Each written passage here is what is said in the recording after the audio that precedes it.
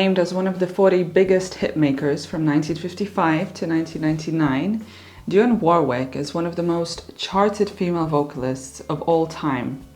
A singer, an actress, and a TV host, she has reigned an influential presence in the music industry for decades. Her early years were mostly spent in East Orange, New Jersey, where she was born. Marie Dionne Warwick was brought into the world on the 12th of December 1940, and she was raised amongst a musical family. Her mother was manager for the gospel singing group the Drinkard Sisters, while her father, alongside other jobs, was a record promoter. Much of her family was involved in the Drinkard Sisters, and Warwick herself instructed the group while her mother managed them. As they became more popular, Warwick and her mother sang in the group too. She also performed gospel music with the New Hope Baptist Church as a child. An important period in her early life was when she began a group named the Gosselaires, which featured her sister Dee Dee and her aunt Cece, who was Whitney Houston's mother. The group were soon in demand as backing singers for several artists, including Benny King, The Drifters, and Chuck Jackson. The studio and performance sessions were all held while she was still a teenager in school. After she began high school, she studied at the Hart College in Music in Hartford, Connecticut, and performed for recording sessions in New York City. It was during this time that she met Burt Bacharach, who was composing a song for the Drifters that Warwick was featured on in the background. Bacharach, a well-known songwriter, took notice of her vocals and stage presence. Introducing Warwick to demo recordings of his compositions, it wasn't long before she was signed to Bacharach and lyricist Hal David's production company. Bacharach's admiration for Warwick stemmed from her vocal ability. She also had major influence over the songs because of her musical education, which gave the duo freedom to experiment with her sound and welcomed her songwriting ideas. She had the technical ability to perform anything they wrote for her, with an impressive vocal range, categorized as a mezzo-soprano. Through some of the more complex compositions, Warwick could still entice the listener with her emotional delivery and expression. Raised on primarily gospel music, she also introduced genres of pop, soul, and R&B into her contemporary sound.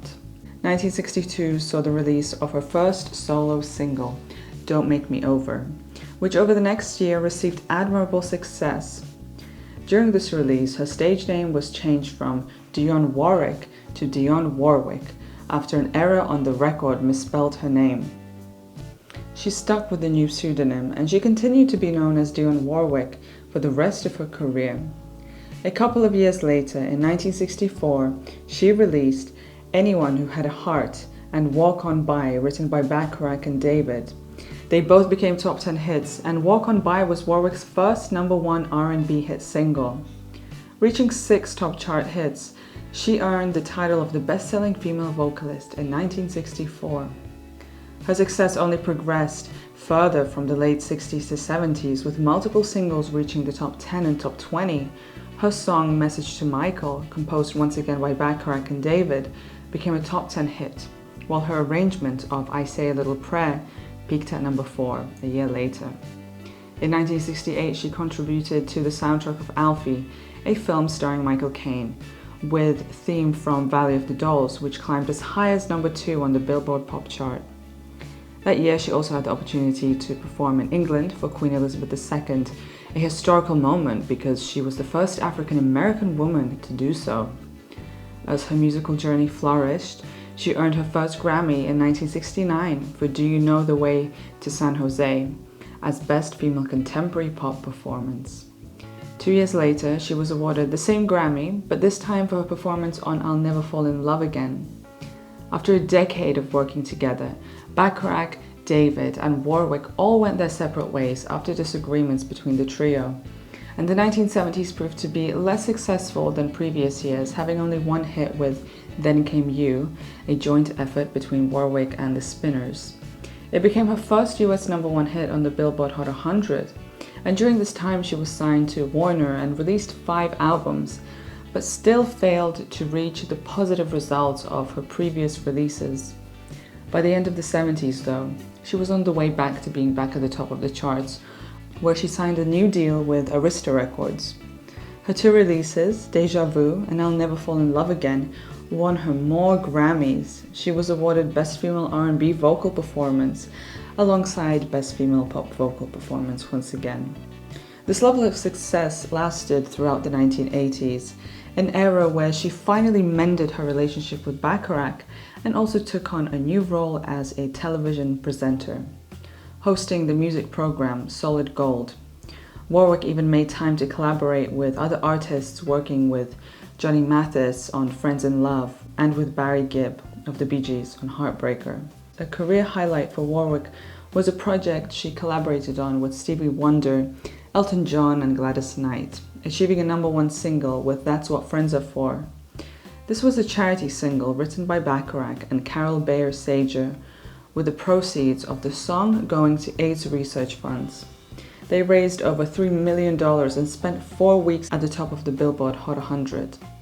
Warwick's efforts on this project earned her a 5th Grammy for Best Pop Performances by a duo or group with vocal. Her collaboration with Jeffrey Osborne on Love Power a couple of years later would be her next successful hit. The 1990s saw Warwick take a step back, and she contributed much of her time to other aspects such as skincare and a fragrance line to charity work. She was never too far away from her musical passions though, and she continued multiple projects into the 21st century alongside writing and a biography. 2012 marked her 5th decade in music, and to celebrate she released her album Now, a record written with the help of Bacharach and David, which received a Grammy nomination.